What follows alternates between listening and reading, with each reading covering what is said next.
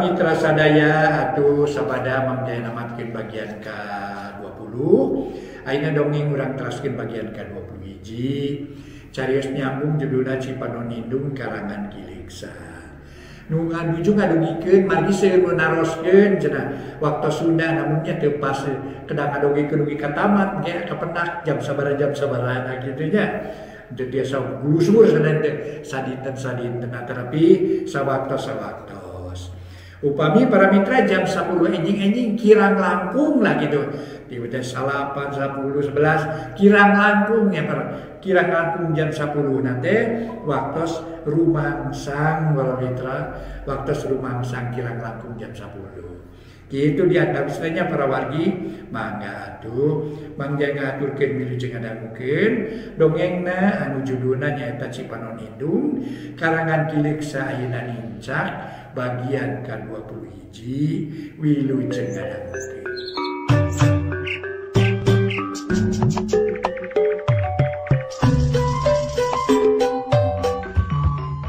Para mitra kaum dangu nu sami-sami ngabandungan acara dongeng carios nyambung judulna Cipanon Indung urang teraskeun ieu dongeng karya Kiliksa ayeuna nincak bagian ka-21. Mangga urang sami-sami bandungan wae etang-etang hiburan pangbeberahmana. Mangjaya sapara kancang haturkeun wilujeng ngadangukeun. Sabada harita Bisarmi nanyakeun perkara nu aya patula patali jeung urusan ili katut suha. Jeung deui para mitra nanyakeun harita teh kama usih saha nu ngabejakeun yen manehna digawe di Bandung. Ma usih teu loba catur derek-dek nerangkeun kajadian nu tumiba di imahna. Basa kadatangan ku ili katut suha malah mah kajadian sejen ge dibejakeun. Sabab kalakuan ili jeung suha perlu kanyahoan ku Bisarmi keur bahan pamikiran. Tah kitu sabab namah nyai dibejakeun ku Mas teh. Da sugan teh bener we rek perlu nu penting. Nu ceuk manehna teh cenah rek menta dihampura, tapi kanyataanna bet kieu. Mun nyaho jahat mah moal dibejakeun ku mak teh, ceuk Ma Usil. Handeu euleun lantaran geus ngajalankeun para mitra, ngajalanan mere jalan kanu jarahat, pikeun ngajalankeun niatna nu akhirna ngarugikeun ka manehna keneh. Teu sangka horeng kitu kajadianana nya. Tetela si Uha jeung si Ili teh hianat. Beki dia beki gejul. Tapi emak keun bae da geus moal bisa dibalikan deui. Ayeuna mah abdi teh panasaran hoyong terang kana bungkusan teh. Nah naon atuh teh cenah buah-buah nipu wungkul ka abdi. Mun mah buka we buru-buru naon eusina Rojali nempas. Heuji atuh cokot ku si Ujang buru-buru buka. Da mah ge sarua panasaran hayang nyaho eusina. Ceuk Ma Usi. Bari ngareret ka Rojali nu dititah teu talangke geuwat asup ka kamar. Tekung silila geus balik deui bari mawa bungkusan anu ti Ili teh. Bungkusan tetep alus can robah sarta can kungsi dibuka. Sok buka kadinya Ujang, mamah yang nyaho eusina. Bisarmi geus teu sabar. Hayang geura nyaho Rojali ge teu talangke gancang muka eta bungkusan. Breh di jero aya di bungkusan sejen tuluy dibebekeun bangun rusuh. Breh aya dua dus bangun weweg. Ku Rojali dibuka barang breh di jero aya di bungkusan tuluy dibuka nepi ka beak. Tungtungna Rojali ngahulang tumpukan kertas jeung jus numpuk hareupeunana. Tiluhan carolohok bengong sabab bungkusan teh aya taya eusian. Ukur bungkus anu dibungkus sababaraha lapis tapi barang namah eueuh hargaan. Hartina mah teu aya eusian para mitra sadaya. Astagfirullahalazim, geuning kitu eusina teh Ujang.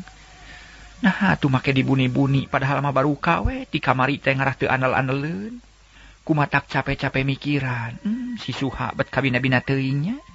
Bisar minungkupan beungeut ku dampaleungeun.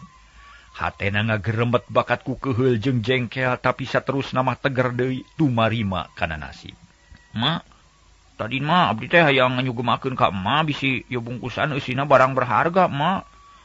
Da mah nu kagungan hakna, nya mah nu sakedahna muka tapi geuning bet kitu. Rojali handeueul. Keun bae ulah handeueul, pokona mah urang teh geus tigin kana janji, taat kana amanat.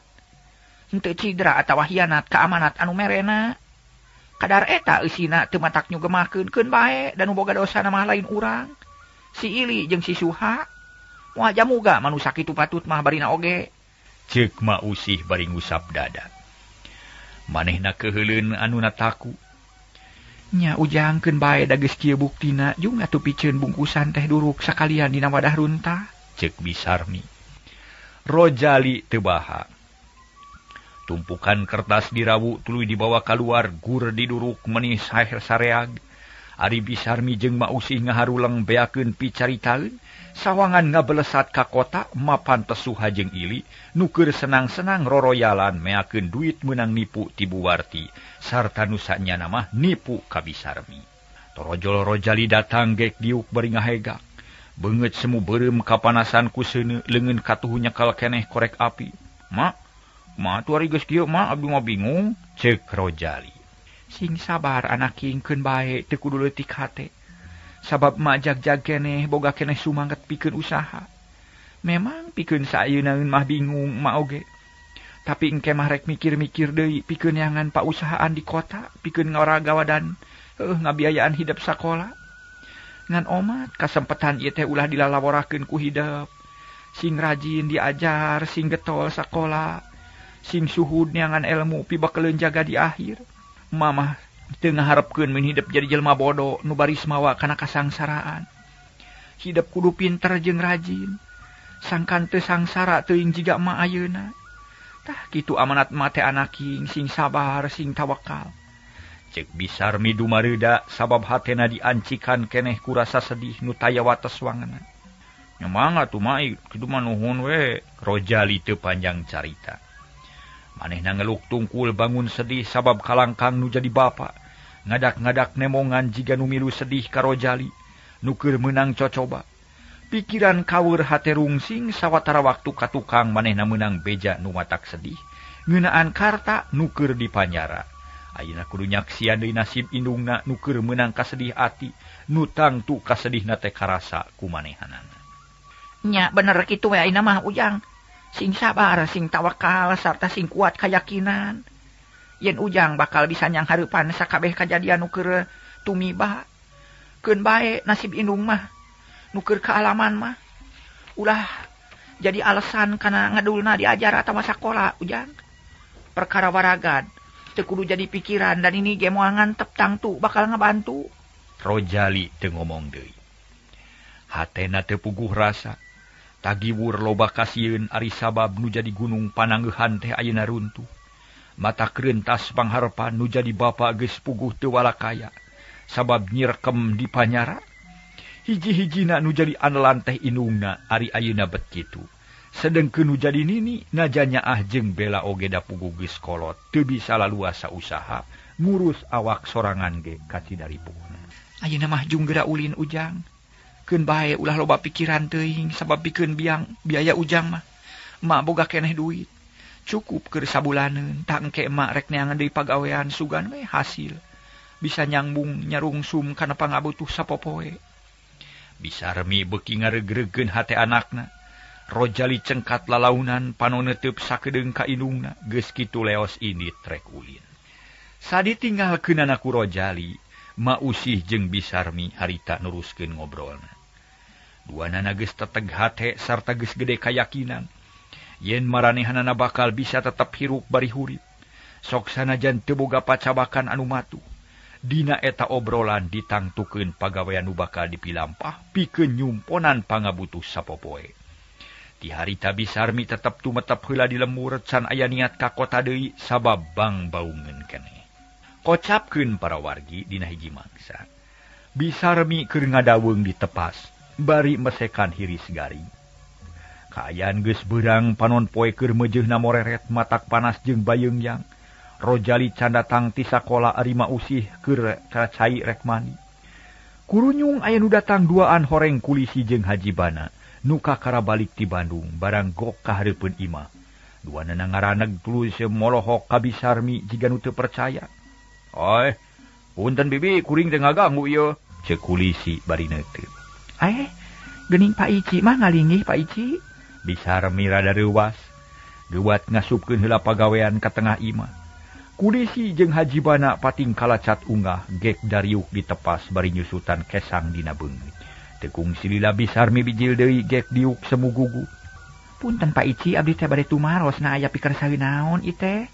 Keur sarurumpaheun ka rorompok. Asara reuwas abdi mah. Teu kudu reuwas bi. Da eueuh naon-naon. Kuring mah sakadarek tumanya we ka bibi tina urusan pagawean di Bandung. Nah nya geus teu digawe di Juragan Sugana. Kulisi langsung nanya bakat ku panasaran. Ngares Pak Ici na aya naon kitu? Bisarmi beuki reuwas. Kieu Grabi, sawatara waktu nu kaliwat di dieu aya kaributan nu dibalukarkeun ku dua bangsat. Nu kabongkaran teh kuring jeung Pak Haji. Karugian ratusan ribu rupiah, saterusna aya beja nu yakin yen bangsatna teh Suha jeung Ili. Malah maka beneran si Suha maka tewak. Tapi dasar sia si Suha kabur deui ditulungan ku si Ili. Opatrona jadi korban saterusna kuring perlu maruluh si Ili jeung Suha. Rek ditewak deui. Kabeneran aya beja ti Kang Tijang Rojali jeung Mausi. Yen eta dua bangsa teh rek nepungan Bisarmi cenah ka Bandung. Terus ku kuring disusul. Tapi da teu kasampak sabab bibi keur kaluar cenah. Taina kabeneran aya di dieu atuh rada teger hate kuring teh. Ari sabab bakal meunang katerangan ti bibi. Nah ka mana leosna si Suha jeung si Ili teh? Nyieun naon wae kalau di dituna? Cek Kulisi bari neuteu. Gede harpan bakal menang lacak nu pasti ti Bisarmi ngeunaan Suha jeung Ili ka mana manehna lumpatna. Oh, janten kitu nya Pak Ici ka hartos atuh ku abdi oge. Da parantos nguping sabagian wartos dipun biang. Nanging hanya kalwe perkawis Ili sareng Suha mah. Abdi ge teu terang da teu kantos tepang. Da waktos aya Ili sareng Suha teh dunungan teh nya.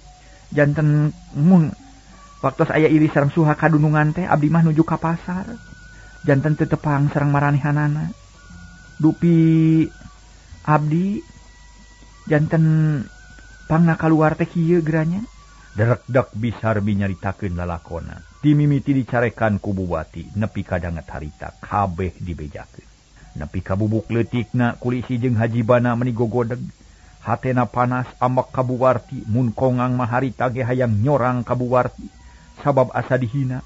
Warga Cileutik dihina ku orang kota. Tah kitu lalakon abdi teh Pak Ici janten teu terang urusan si Suha jeung si Ili da abdi sorangan ge henteu. Naon teh teu kantos tepang malah mah abdi teh kapitna ku manehna teh. Teu kapalang tah si Gejul. Si Ili kurang ajar. Nah naon maksudna atunya nepi ka kitu lalampahanna teh? Dasar jelema jahat. Teu kapalang. Kunaon geus kieu Pak Haji ya? Naon kudu dipalampah ku urang ye? Kulisi bingung. Kunya lapor bae atuh Pak Ici, lacak si Suha jeung si Ili teh teu kapanggih. Hiji-hijina cara iwati kudu lapor ka nu wajib. Yen urang teh geus teu sanggup maluruh, urang pasrahkeun ka nu berwajib. Ceuk Haji Bana. Perkara lapor ka nu wajib apaan ti mimiti ge aya kajadian ge. Geus lapor kuring teh. Sarta sagala rupana geus diuruskeun. Ieu mah pilampaheun urang, nah rek kumaha ayeuna? Kulisi nanya deui. Haji Bana ngahuleng. Pangna Haji Bana ngahuleng.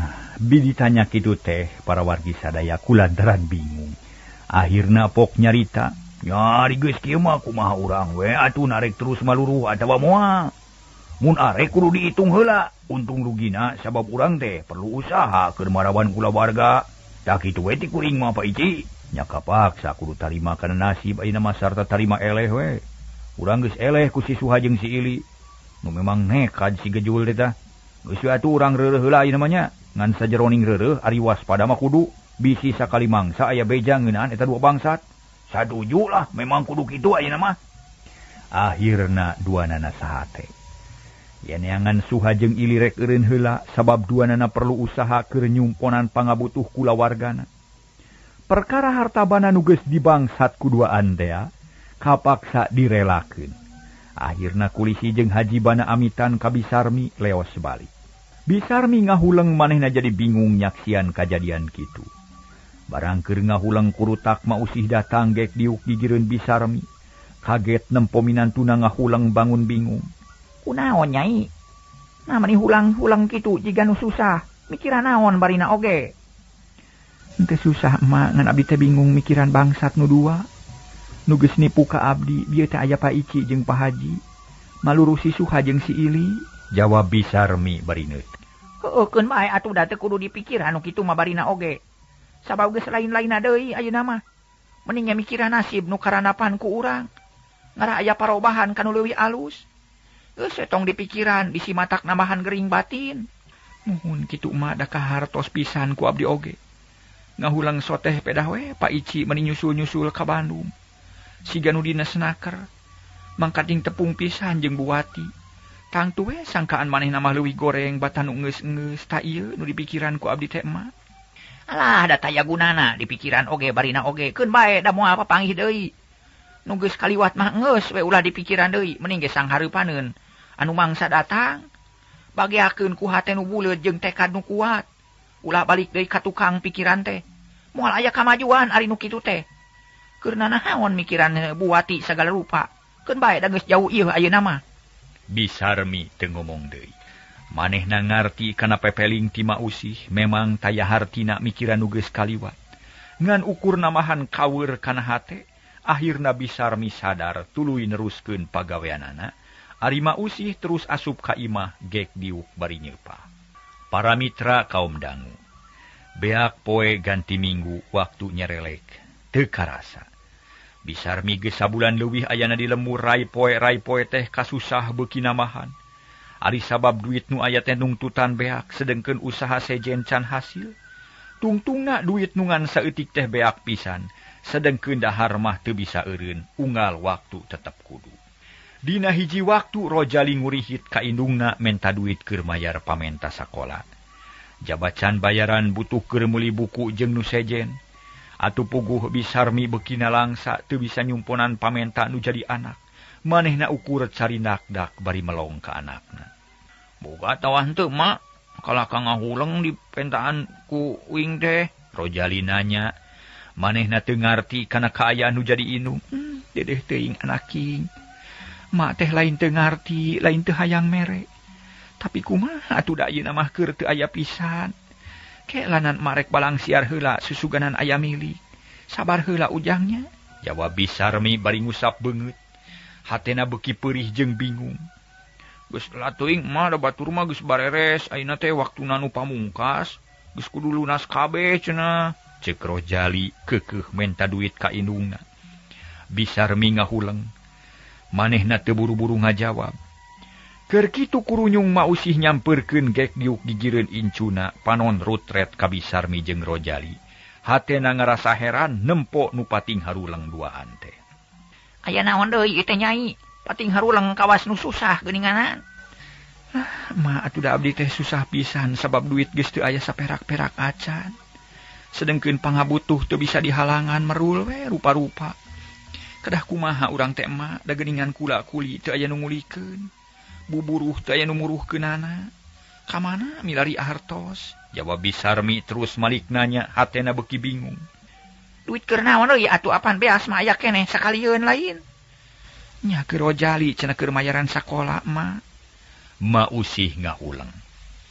Manehna ngarti ayeuna mah yen incuna ngabutuhkeun duit unggal bulan, ditambah ku kabutuh sejen.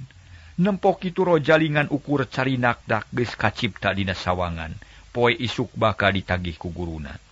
Sarta manehna bakal bingung deui kumaha pijawabeun. Sabab rupa-rupa alasan geus diajukeun pikeun ngayakinkeun kanu nagih yen can mayar. Para mitra anu mulya nu sami-sami ngadangukeun ieu dongeng. Lila-lila Rojali kaweur pok nanya ka inungna ciga nu nekat. Ma, apan mah teh boga kongkorong lain mana ayeuna? Narek naon nanyakeun kongkorong ujang? Bisarmi heraneun. Jual heula tuh mah keur nyumponan pangabutuh kuring. Jaga mun kuring geus boga milik rek digantian. Kuring teh era mah geus lila teu mayar-mayar sakola sok ditagih wae ku paguru. Hulang teh para wargi sadaya Bisarmi ngahuleng. Ngadenge caritaan ti anakna yen manehna kudu ngajual kongkorong. Memang pikeun Bisarmi dicaritaan kitu atawa ditanyakeun urusan kongkorong ku anakna manehna hulang-hulang. Terek hulang-hulang kumaha atuh da para mitra sadaya. Tungtung nama Bisarmi tuluy nyarita. Anaking, mun aya mah teu kudu dititah, mah teh teu kudu dipapatahan. Atuh sajabati kitu mah teh teu hayang digantian ieu. teu hayang balitungan jeung nu jadi anak teh sabab ngawaragadan anak mah kawajiban kolot. Sangkan anak aya dina kamajuan.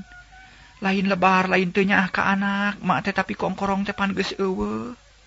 Apan bare toge dijual basa emak mimiti kaluar ti pagawean. Geus teu boga nanaon, mak teh ayeuna teh ujang geus beak. Jawab Bisarmi bari pepeta Cipanon teu katahan murubut maseuhan pipina. Kumaha atuh mah da kuring teh geus era hoream sakola. Bisarmi jeung Ma Usih silih reret. Dua nanang rasa bingung nu taya papadana. Ka anak kuatir tapi keur waragadna eueuh. Matak bingung jeung lalawang ari rek sina eureun sakola lebar ka bina-bina sabab sakedeung deui rek ujian pikeun nangtukeun lulus henteuna ti sakola dasar. Mak, kumaha atuh abdi teh mak naon nu kedah dipilampa? Bisarmi nanya bari teu weleh ngumbara Cipanon. Sedengkeun Ma Usih ngahuleng salila-lila, manehna milu susah jeung nalangsa. Teu bisa mantuan kana kasusah anak, Ma Usih mikir neangan akal nu hade pikeun ngajait anakna tina eta kasusah. Tungtungna buleud patekadan pok nyarita. Nyai, kieu we tu ayeuna mah kasusah jeung kabingung teh teu kudu dipikiran teuing. Sabab satungtung aya nyawaan mah kasusah teh moal leungit ieu. Sabab ayana kasusah teh padeukeut jeung kabunga. Nu moal jauh jeung hirup, tah kulantaran kitu geus ulah ngumar teuing Cipanon. Da kasusah mah bisa keneh diakalan sangkan sagala rupa beres. Mangga mah nanging kumaha atuh mereskeunana? Kieu we Nyai, anak mah teh ngan hiji-hijina nyatana Karta alias bapa si Ujang atawa salaki Nyai. Ma ayeuna boga keneh bana saeutik nyatana tanah jeung imah nu keur dicicingan ayeuna. Ma teh boga niat rek ngagadekeun ieu barang kanu boga duit. Ari duitna keur waragad Rojali sing nepi ka jucungna sakola. Lantaran mun pegat di jalan mah lebar mangkana geus karinutupkeun. Saterusna keur cicing mah pindah we jeung ka imah Nyai ngariung di ditu tiduan. Ngan Nyai kudu ridho dicicingan ku emak. Nepi ka iraha we da mah teh geus kolot, geus teu boga kulawarga sejen. Tah kitu anaking. Kumaha kira-kira na satuju? Mana maka nyarios kitu perkawis ngurus emak mah. Dugi ka iraha bae ge abdi teh moal baha. Datos janten kawajiban. Mangga teh teuing emak da moal burung diurus ku abdi oge. Nanging ari ngagadekeun bumi sareng tanah nama asa abot, abdi teh asa teu acan waktosna. Ceuk Bisarmi bangun ngarasa reuwas, sok sieun henteu katebus. Ikeun wae Nyai. Keur naon ngagugulung imah jeung tanah barina oge lamun incu jeung teu jucung sakola mah. Lapur, cita-cita urang nu hayang nyenangkeun budak teh moal laksana. Sabab bakal reuntas di tengah jalan. Keun bae da bana mah tatalang raga moal hade mun digugulung teu bupugu. Mama ikhlas ridho mun imah jeung tanah dijual. Duitna keur waragad Rojali sakola. Keun bae da mama geus kolot tere pae. Moal rek mama wa barang, moal rek mama wa imah. Baik we gunakeun duitna keur ngamajukeun Rojali. Peperieun bapana teu kaurus. Ku bapana cik atuh urang mah sing bisa ngamodalan. Bisarmi ngahuleng. Manehna teu buru-burunya tujuan kana niat nama Usih. Lain teu butuh ku duit, tapi ari kudu ngagadekeun atawa ngajual imah mah teu tega. Asa gede teuing resikona. Bisi matak berat ka hareup. Yeuh Nyai, teu kudu panjang mikir, pokona mah Rojali kudu katulungan, sakolana kudu jucung. Nah mikiran naon deui? Da heueuh keur sakieu waluratna sagala hese jeung susah. Keun bae mama ridho lillahi ta'ala Nyai. Ma Usih nerangkeun deui para mitra kalayan jelas keukeuh rek ngabijilkeun imah jeung tanah. Nya upami kitu mah mangga atuh abdi mah nampi kana kasayan manah emak. Mugi-mugi sing ageng mangfaatna kanggo sadayana. Nanging kasaha ngagadekeunana da abdi mah kirang terang. Akhirna Bisarminya tujuan da geus teu bisa mikiran jalan sejen. Kieu Nyai, ulah isuk ulah pageto ayeuna pisan geura tepungan hajibana. Sabab ngan anjeunna nu loba duit teh bari jeung babari. Hartina mah sok daek tutulung kanu butuh, daek ngabela kanu teu boga. Jeung deui lamun kabeneran aya milik hayang nebus, moal hese ka hajibana mah jing tepungan kali tuku hidap ka bumina da moal burung hasil. Ma Usih jiga geus yakin yen tujuanana bakal hasil da memang hajibana mah babari jelemana teh. Nya mangga atos buleud kitu mah atuh manah emak tangtos we ku abdi baris ditawiskeun ka hajibana. Nanging palai sabaraha nampi artosna sareng kumaha syaratna. Ceuk Bisarmi hatena perang sabil antara atoh jeung sedih, antara ngidinan jeung henteu. Teu kudu loba syarat Nyai. Pokona mah nginjem duit teh ka hajibana, boroh nama imah jeung tanah, perkara duit namahkeun bae. Kumaha kawani Pak Haji we. ngarah teu berat teuing nebusna jaga jeung tepungan ayeuna ngarah tereh beres watir ka budak nu butuheun ku baragan sakola. Mangga tuh mah permios bade nepangan ayeuna. Oh jika dek sing bisa ngomong nanya ngarah hasil. Sanggeus asak badami. Lewas Bisarmi ini trek nepungan ka hajibana nu maksudna rek ngagadekeun imah jeung tanah nu mausi. Sedengkeun mausi jeung Rojali harita teh ngariung ditepas jiga nu kacida bingungna. Rojali katara alum hatena sedih ngadenge obrolan kolotna teh. Sabab hate leutikna mah teu panuju mun kudu nepi ka kitu, tapi geus teu bisa naon-naon sabab manehna memang butuh pisan ku duit, ngan aya niat anu hade dina hatena, yen dina hiji mangsa mun manehna pareng jadi jalma senang, rek mulangkeun kahadean indung ka inung jeung kaninina. Kocapkeun Bisarmi harita teh leumpang bangun lungse naker. Mapai jalan ngajugjug ka hajibana, bari leumpang teh hatena kumalayang ka mana mendi rusras kanu teu puguh. Asa wani asa henteu rek ngagadekeun imah mausih teh, sok sieun teu bisa nebus, nu akhirna barang teh lapur. Kumaha mun teu katebus naha saha nu daek tanggung jawabna. Mun teu kapaksa mah aing teh hoream kudu ngagadekeun imah teh. Tapi da ieu mah lain niat aing tapi niat nu bogana keun bae. Cek hate Bisarmi bari jongjon leumpang. Teu karasaeun geus tepi kaburuan imah hajibana, reg eureun hareupeun golodog tuluy uluk salam. Saha teh? Cek di jero tuluy norojol mukakeun panto. Abdi pun Sarmi bade nepangan ka Pak Haji. Oh, Bisarmi, apa tuh ka jero Bisarmi? Hajibana dareh deh naker. Tuluy diuk dina kursi Bisarmi nuturkeun gek diuk bangun ajri. Dumadakan jajantung jadi ratug, hate teu daek tentrem pating sarblak lelenyapan. Aya naon Bisarmi? Asara ruas teuing ditebok caritakeun. Hajibana bangun teu sabar gancang pisan papariksa ka semahna. Puguh Bisarmi beuki tagibur teu puguh rasa. Anu mawi Pak Haji awon nu kapi unyuk pangna abdi nepangan teh aya peryogi nu kalintang pentingna. Nanging penting soteh kanggo abdi da kanggo juragan mah duka teu. Tangtos moal aya kapentinganana panginten. Cek Bisarmi katara asa-asana keur nyaritan. Om. Nah, make nyebut juragan sagala rupa ieu mah di kampung tempat pawatuhan bibi. Lain di tempat dunungan ulah nyebut juragan. Nu biasa we ka kuring mah. Jeung deui na aya naon asa dinas-dinas teuing ieu teh. Punten atuh Pak Haji leres. Abdi teh rarasaeun nuju di Bandung. Da kadunungan teh sok nyebat juragan. Dupi naon ulah asa-asa. Da moal matak naon-naon pok terangkeun. Hajibana para mitra beuki ngadesak panasaran hayang nyaho kana niatna Bisarmi. Memang para wargi sadaya rada sesit oge, Bisarmi rek nyaritakeun pamaksudanan. Tapi lila-lila mah Bisarmi nyarita. Kieu Pak Haji abdi teh di jurungan ku mausih nu maksudna mah bade munut tulung. Manawi Pak Haji kersa ngajait abdi sareng pun biang tina jurang katungaraan.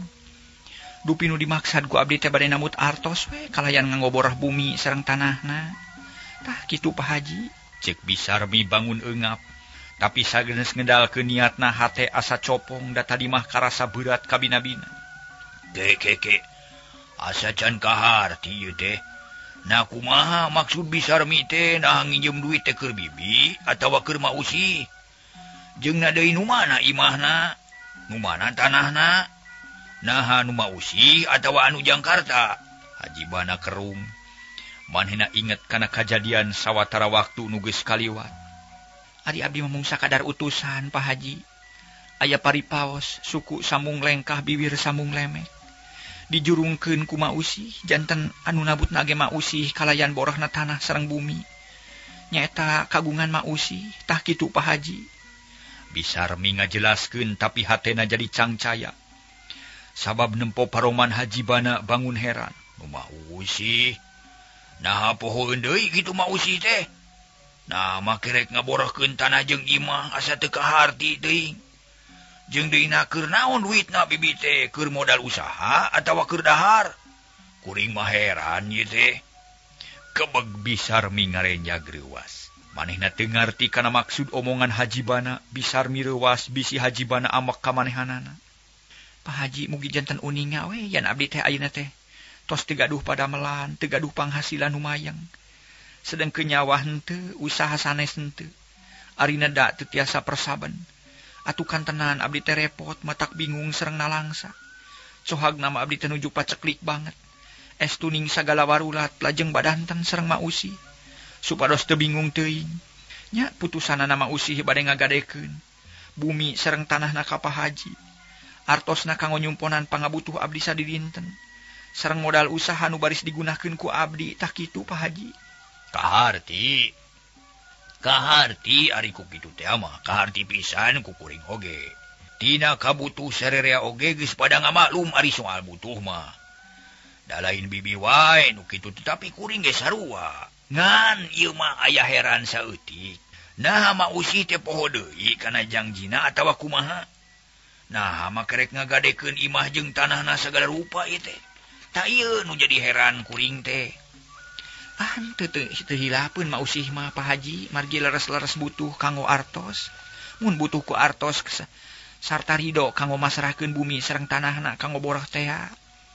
Da mah usih mah bade ngahiji sareng abdi di rorompok nu kaler tah kitu pamaksadan teh.